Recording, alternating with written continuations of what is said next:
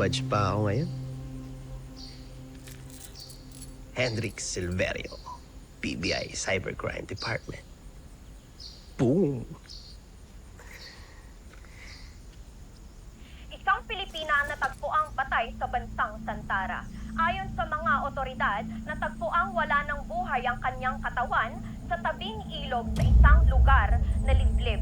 Kinumpirma ng Embahada ng Pilipinas ang pagkakakilanlan ng biktima na si Celestina Samson.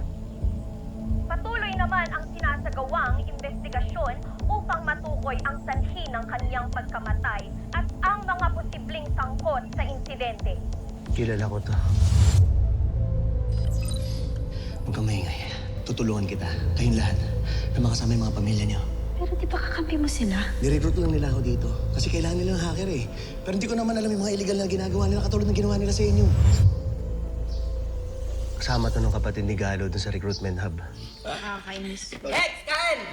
Tol, Tol, congrats ulit ah. panoorin mo to. Ano to? Ayon sa mga otoridad, natagpuang wala ng buhay ang kanyang katawan sa tabing ilog sa isang lugar na liblib. Kinumpirma ng Embahada ng Pilipinas ang pagkakakilanlan ng biktima na si Celestina Samson. Tol, sigurado ako. Kasama yan ng utol mo na nadukot ang sindikato.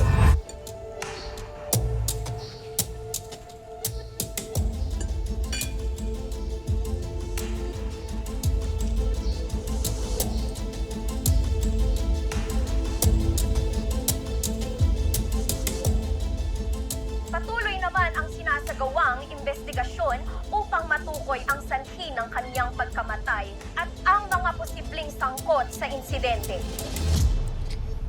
Sir, na-identified mo ni Hex na she's one of the recruits na kasama ni Sunshine. So the body was found overseas. Meaning, doon yung operation ng sindikatong kumuha ng kapatid ni Galo. That's the angle we're looking at, sir.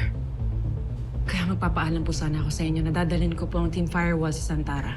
Kahit bukas po lalakad na kami. That's out of your jurisdiction. Hindi kayo pwedeng basta na lang lumakad at sumugod doon without any clearance from the higher-ups and sa embassy nila. But sir... Kailangan natin ng maayos na coordination between both countries. Sir, time is of the essence. Patay na po yung biktima. Paano kung kapatid po ni Galo ang susunod?